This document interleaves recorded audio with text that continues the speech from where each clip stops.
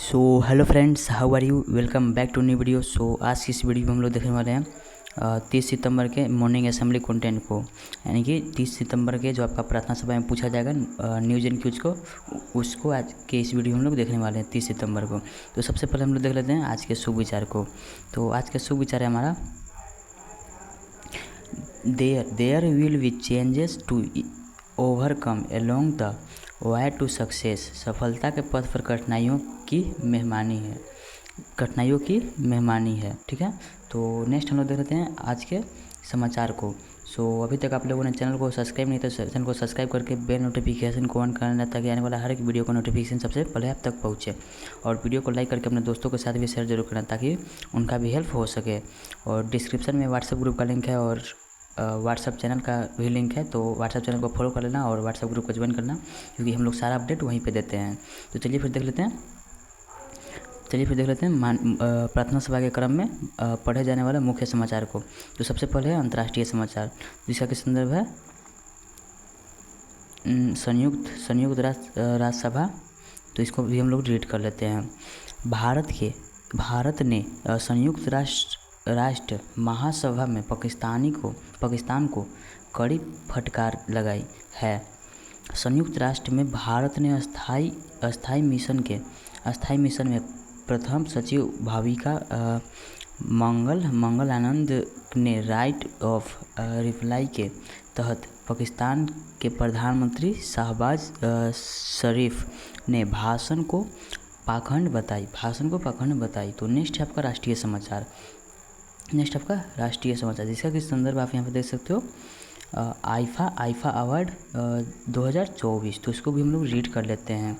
अंतर्राष्ट्रीय भारतीय फिल्म अकादमी आईफा पुरस्कार 2024 में पोनी इन सेल्वन 2 में अभिनय के लिए ऐश्वर्या राय को सर्वश्रेष्ठ मुख्य अभिनेत्री घोषित किया गया, यानी कि ऐश्वर्या राय को सर्वश्रेष्ठ मुख्य अभिनेत्री घोषित किया गया। ठीक है, नेक्स्ट है आपका राज्य समाचार, जिसका किस तरह है पीएम कुसुम योजना।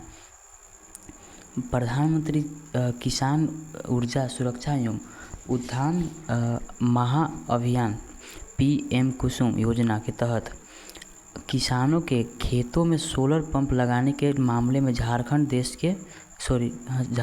यहाँ पर लिखा के शीर्ष 5 राज्यों में शामिल हो गया, यानी कि झारखंड देश के शीर्ष 5 राज्यों में शामिल हो गया, यानी कि टॉप 5 जो राज्य चुने गए हैं उसमें झारखंड भी शामिल हो गया है। ठीक है, नेक्स्ट है आपका खेल समाचार, जिसका कि संदर्भ है राष्ट्रीय क्रिकेट अकादमी। भारत के सबसे तेज गेंदबाज मयंक यादव को शनिवार को राष्ट्रीय क्रिकेट अकादमी ने बांग्लादेश के खिलाफ T20 अंतर्राष्ट्रीय सीरीज के लिए भारतीय टीम में शामिल किया है, यानी कि मयंक यादव भी बॉलर से रहेंगे और बैट्समैन से रहेंगे सूर्य कुमार यादव। तो मैच इंटरेस्टिंग होने वाला है। तो नेक्स्ट है आपका शिक्षा करियर टेक्नोलॉजी आदि, जिसका किस तरह है श्रम विभाग नियुक्ति झारखंड सरकार। तो जिसको कि रीड कर लेते हैं हम लोग। झारखंड के मुख्यमंत्री श्री हेमंत सोरेन ने शनिवार को श्रम विभाग के 444 प्रशिक्षण अधिकारियों को नियुक्ति पत्र प्रदान किए। ठीक है, तो नेक्स्ट है आपका प्राथमिक स्तर, यानी कि 1 से 5 की कक्षा 1 से 5 के लिए सामान्य ज्ञान प्रश्नोत्तरी। तो अभी तक आप लोगों ने वीडियो को लाइक करके चैनल को सब्सक्राइब नहीं किया, तो जल्दी से सब्सक्राइब कर लो और वीडियो को भी लाइक कर लो। बस एक क्लिक ही तो करना, जल्दी से कर लो आप लोग। ठीक है, तो सबसे पहले हम लोग देख लेते हैं सबसे फर्स्ट प्रश्न को। बूझो पहली, खुद कभी वह कुछ न खाए लेकिन सबको खूब खिलाए। तो क्या हो जाएगा चम्मच, यानी कि सबको खिलाता है लेकिन खुद कभी कुछ नहीं खाता है।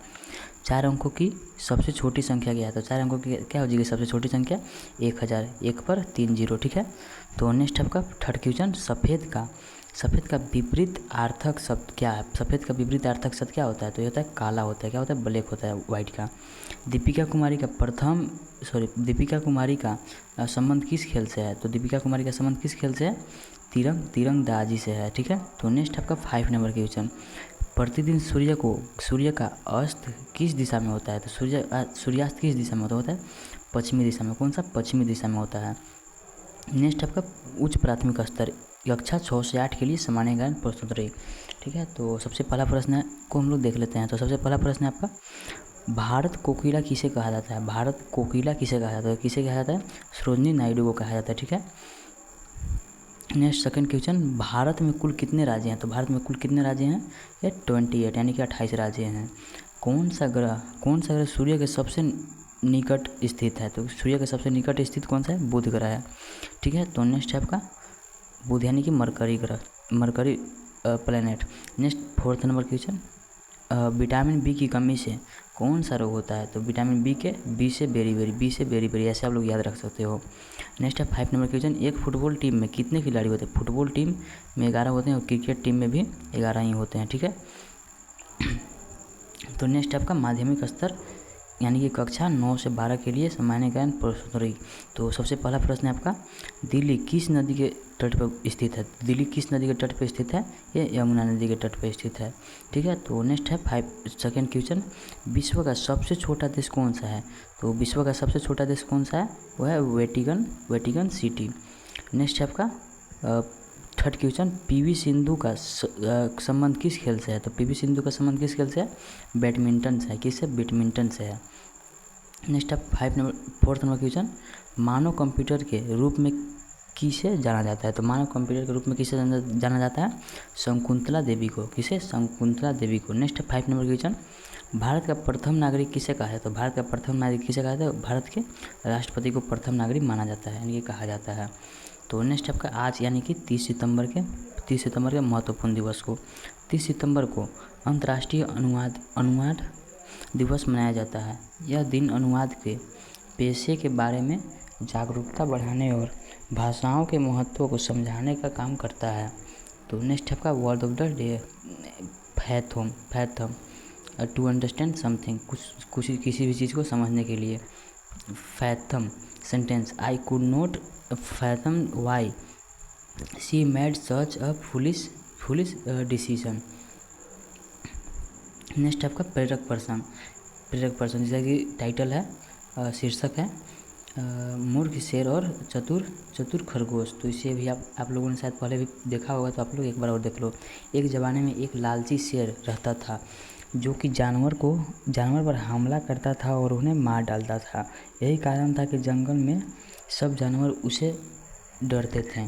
एक दिन उन्होंने फैसला किया कि प्रत्येक जानवर अपने शिकारी के रूप में प्रतिदिन शेर के पास जाएगा। शेर सहमत हो गया। जब खरगोश की बारी थी तब उन्होंने बुद्धिमानी बूढ़े खरगोश को भेजने का फैसला किया।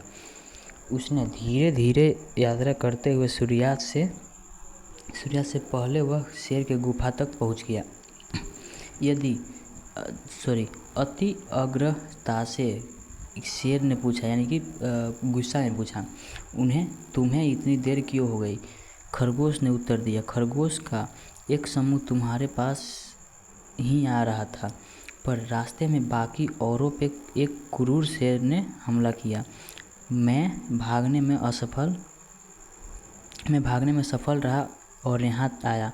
खरगोश ने यह भी बताया कि दूसरा शेर इस शेर को चुनौती दे रहा था। शेर बहुत गुस्सा था और खरगोश को उसे एक शेर से मिलवाने के लिए कहा। बुद्धिमान खरगोश शेर को एक गहरे कुएं के पास ले गया और उसे उसका खुद का प्रतिबिंब दिखवाया। यानी कि जो कुएं में जो आप झाँकोगे ना, देखोगे ऊपर से, तो आपको आपका प्रतिबिंब देखता है ना, वही यहाँ पे दिखाया। जैसे ही शेर ने गर्जा की, उसके प्रतिबिंब ने भी वही किया। वह अपने प्रतिबिंब को दुश्मन समझ बैठा। गुस्से में शेर दूसरे शेर पर हमला करने के लिए कुएं में कूद गया और वहीं मर गया। इस प्रकार बूढ़े बुद्धिमान खरगोश ने जंगल के सभी जानवरों को बचा लिया, यानी कि बचाया। इस कहानी से हमें यह शिक्षा मिलती है कि समस्याओं के बजाय समाधान पर ध्यान केंद्रित करना महत्वपूर्ण है।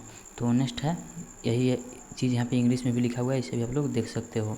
ठीक है, तो ये आपका छात्र प्रतिज्ञा है, इसे भी आप लोग पढ़ लेना। ठीक है, तो आई होप आप लोगों ने वीडियो को अंत तक देखा होगा एंड आई होप आप लोगों ने लाइक और सब्सक्राइब भी कर दिया होगा। तो मिलते हैं नेक्स्ट वीडियो में, तब तक के लिए बाय बाय।